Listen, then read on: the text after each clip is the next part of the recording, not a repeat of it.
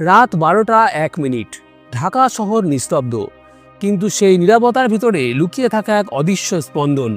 খালি পায়ে মানুষ হাঁটছে, হাতে ফুল, চোখে জল।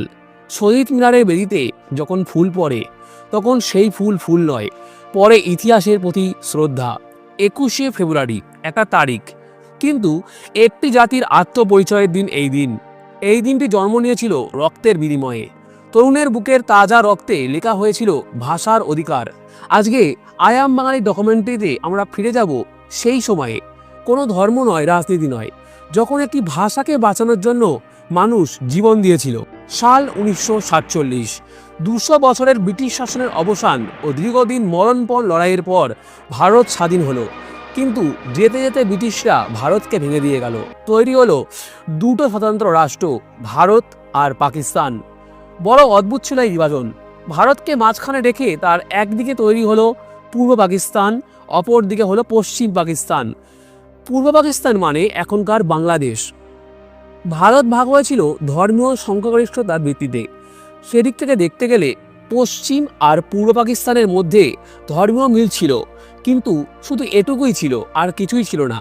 সেদিন ম্যাপ নিয়ে কাটাকুটি খেলতে বসা অপদার্থগুলো বুঝতে পারেনি ধর্মই মানুষের সব নয়, মানুষ্য ধর্মই মানুষের সব।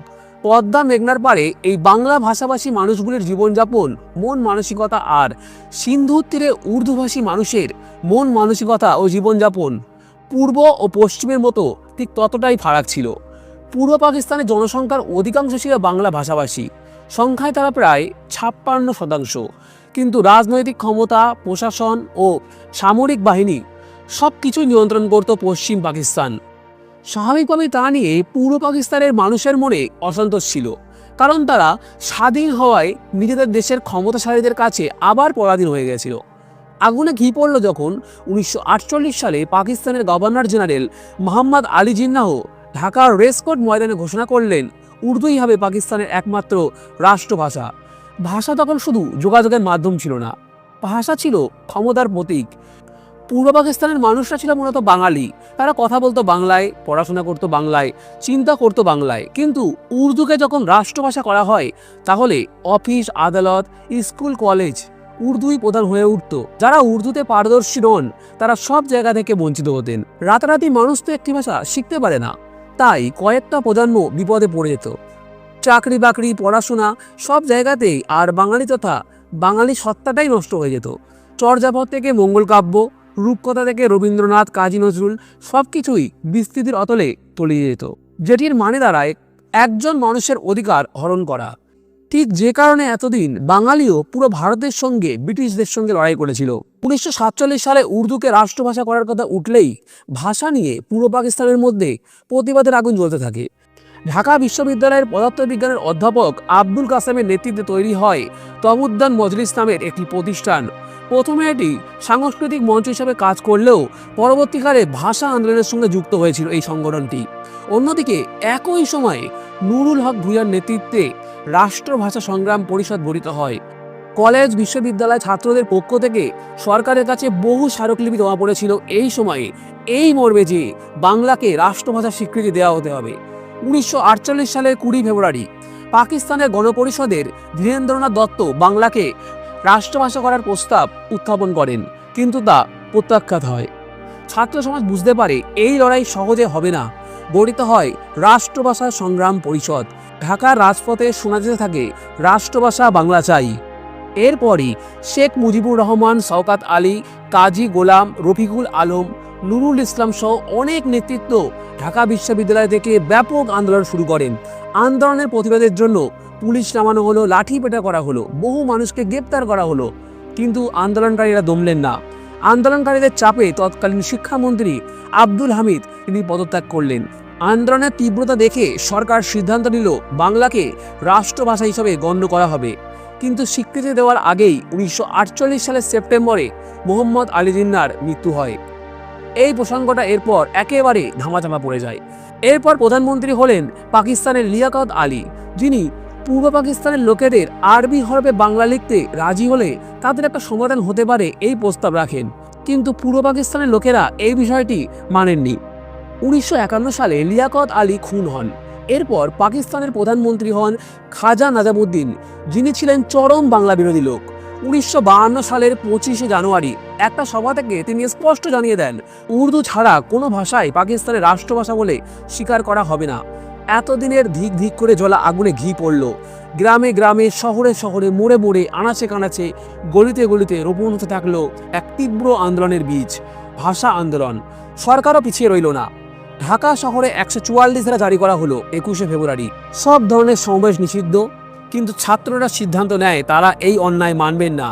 21শে ফেব্রুয়ারি সকাল ঢাকা বিশ্ববিদ্যালয়ের আমতলায় জড়ো হয় হাজার হাজার ছাত্র। তাদের হাতে প্লাকার্ড, কণ্ঠে স্লোগান। হঠাৎ পুলিশ ঘেরাও করে, সতর্কবার্তা, তারপরে গুলি। মাটিতে লুটিয়ে পড়েন আব্দুল বরকত, রফিক উদ্দিন আহমেদ, আব্দুল সালাম, আব্দুল জব্বার, সফিউর রহমান। ঢাকার রাজপথ রক্তে রঞ্জিত হয়ে যায়। 21শে ফেব্রুয়ারি ছাত্র ও তার প্রতিবাদে সারা দেশে আগুন জ্বলে ওঠে। ছাত্র আন্দোলনের রূপ নিল গণ আন্দোলনে। 22 ও 23শে ফেব্রুয়ারি ছাত্র, শ্রমিক, সাহিত্যিক, বুদ্ধিজীবী সকল নির্বিশেষে পূর্ণ হরতাল পালন করা হয়। আবারও 144 ধারা ভঙ্গ করা হলো 22শে ফেব্রুয়ারি। 23শে ফেব্রুয়ারি ফুলেবেড়িয়াতে ছাত্র জনতার মিছিলেও পুলিশ অত্যাচার করল। নির্লজ্জ পুলিশ হামলার প্রতিবাদে মুসলিম লীগ সংসদ দল থেকে পদত্যাগ করেন। ঢাকা মেডিকেল কলেজ হোস্টেলের সামনে ছাত্ররা গোপনে নির্মাণ করেন একটি শহীদ মিনার। সাদা কাপড়ে ঢাকা একটি প্রতীকছবি, কিন্তু পুলিশ সেটি ভেঙে দেন। তবুও আন্দোলন থামেনি। পরবর্তীতে নির্মাণ হয় কেন্দ্রীয় শহীদ মিনার, যা আজ ভাষা শহীদদের স্মৃতির চিরন্তন প্রতীক। 26শে জানুয়ারি শহীদ মিনারের উদ্বোধন করলেন দৈনিক আজাদ পত্রিকার সম্পাদক আব্দুল কালাম শামসুদ্দিন।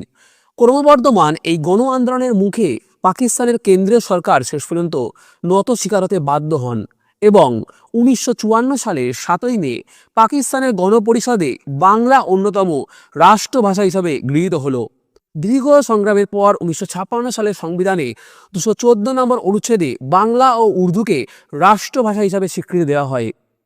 এটি ছিল একটি ঐতিহাসিক অর্জন। এই ভাষা আন্দোলনই বাংলাদেশের মুক্তিযুদ্ধের বীজ বপন করেছিল। 1969 সালে গণ অভ্যুত্থান, 1970-এর নির্বাচন, 1971-এর মুক্তিযুদ্ধ। ভাষা আন্দোলন ছিল সেই প্রথম স্ফুটলিঙ্গ। যে জাতি ভাষার জন্য প্রাণ দেয়, যে জাতি স্বাধীনতার জন্য জীবন দেয়, ভাষা আন্দোলনই বাঙালির জাতীয়তাবাদের ভিত্তি স্থাপন করেছিল। দশকের পর দশক কেটে গেছে। 1999 সালের 17 নভেম্বর ইউনেস্কো 21শে ফেব্রুয়ারিতে আন্তর্জাতিক মাতৃভাষা দিবস ঘোষণা করেন। 2000 সাল থেকে বিশ্বজুড়ে দিনটি পালিত হচ্ছে। আজ পৃথিবীতে প্রায় 7,000 ভাষার অস্তিত্ব সংকটাপন্ন। 21 আমাদের শেখায় মাতৃভাষা রক্ষা করা মানে সংস্কৃতিকে রক্ষা করা। আজও 21-এর প্রথম প্রহরে মানুষ খালি পায়ে শহীদ মিনারে যায়। ভেসে আসে সেই গান, আমার ভাইয়ের রক্তে রাঙানো 21শে ফেব্রুয়ারি। 21 আমাদের শেখায় মাথা নত না করতে। ভাষা আমাদের আত্মপরিচয়, ভাষা আমাদের ইতিহাস, ভাষা আমাদের অস্তিত্ব। রক্তে লেখা সেই ইতিহাস আজও আমাদের পথ দেখায়। ভিডিওটি কেমন লাগলো অবশ্যই জানাবেন। ভালো লাগলে চ্যানেলটিকে সাবস্ক্রাইব করে পাশে থাকা বেল আইকনটি প্রেস করবেন। জয় হিন্দ।